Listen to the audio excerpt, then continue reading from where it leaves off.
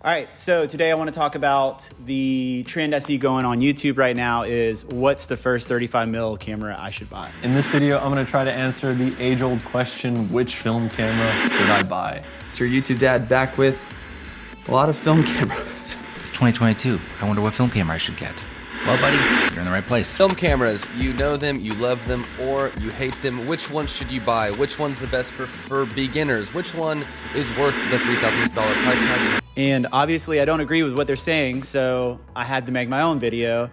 And yeah, you don't need to go out and buy a Contax T2 unless you have the money. Just blow it and go ahead and get that, and then you'll have the Grail, and then you won't need to worry about anything else.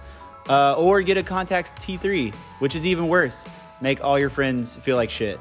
But you can do less with more. I would say around $100. So let's talk through the options from point and shoot to mostly automatic SLR or rangefinder, and then end up with the fully manual classics. So first off, point and shoot. There's tons of them on eBay. It's kind of sketchy. Just do your research. What I ended up on was an Olympus Infinity Twin. This point and shoot is pretty bulky, so it's one of the more like affordable options. The more slim that they get, the more expensive they do cost.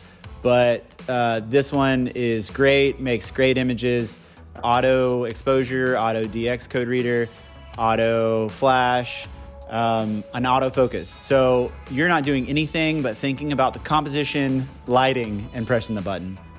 Like I said earlier with the Contax T2, there are some luxury brands, the Contax T2, the Fuji Klasse, the Ricoh G1. I ended up on the Fuji Klasse. This one is super nice. It has all the same features as the other one. It's just a really fast lens. I just couldn't stomach the T2 hype. So I ended up on the Fuji. I really love it. It's treated me well. But yeah, if you have a little bit more dough, you can step up into this category and impress your friends. Look really cool at photo walks or whatever. So the next category is the newer auto SLRs. And I think the best part about this system is it has all of the convenience of the new digital systems, like with multi-point focus, with the exposure compensation. You have all the new lenses. You have aperture priority mode. You have full program mode. And then as you get more comfortable with your camera and with shooting, then you can go into the full manual mode and really test your skills and develop your style and expose scenes differently because you've learned the basics in program mode or auto mode. So in this category where I ended up on and where I really think you guys should look towards is the Canon Rebel series, and find some old EOS glass, some EF glass. You can get into these cheap Canon Rebels for about $30 on eBay right now. And if you get a $50 Nifty 50 1.8 50mm lens, you're in this for under $100. Spend some money on film, go out there, put it in auto mode, and just blast away. And as you get comfortable, like I said, go into manual mode and experiment. The other option in this auto SLR rangefinder area, which is where I ended up personally, is the Contax G1. It has the aperture ring on the front, it has the shutter speed on the top, and the exposure compensation. You can run this camera in full manual, but you know, it does its job in auto. So most of the time I leave it in auto unless I'm doing like an exposure lock because I'm doing something backlit or I really want to dial in something specific. So again, most of the time I'm running this in auto, but I do have those manual control options that you don't have with the point and shoot. So lastly is the classic full manual, no autofocus SLR. And this is just, I mean, it's up in the air. You can go with the classic Canon AE1.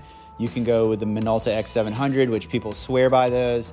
They're the cheapest out, and they have a ton of lenses. You can go with a Nikon F series, Pentax K1000. Those are all classics. All those cameras will make really great images, but there is no autofocus. There's no auto ISO. You have to set that yourself. Some of them run aperture priority. I think most of them do, but still, you're in control there. So there's no auto features. You're gonna have to really take control. You're gonna have to really dive into the exposure triangle and learn your camera. So when it comes down to those three options, first off, I would say a point and shoot. I would say a Canon Sure Shot or an Olympus stylus. Grab it, throw it in your bag, carry it around for a couple weeks, shoot a couple rolls, see if film is for you.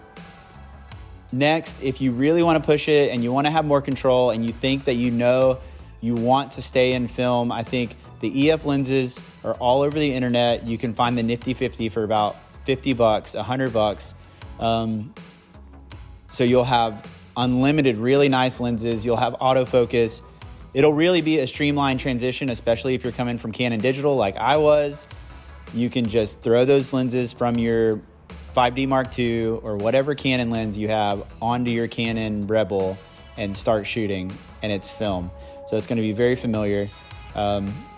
If you are going to go the route of full manual and you want a slower process and you want to work with without autofocus, I ended up on the Nikon F3. This camera is so great. Just ask the internet. Everyone loves that camera. But you can't go wrong with any of the more affordable Minolta, Pentax, or Canon AE1, the classics. So get out there, grab a camera, go to garage sales, go to thrift stores, go on eBay. If you don't have time, grab a camera and let me know if you have any questions. Later.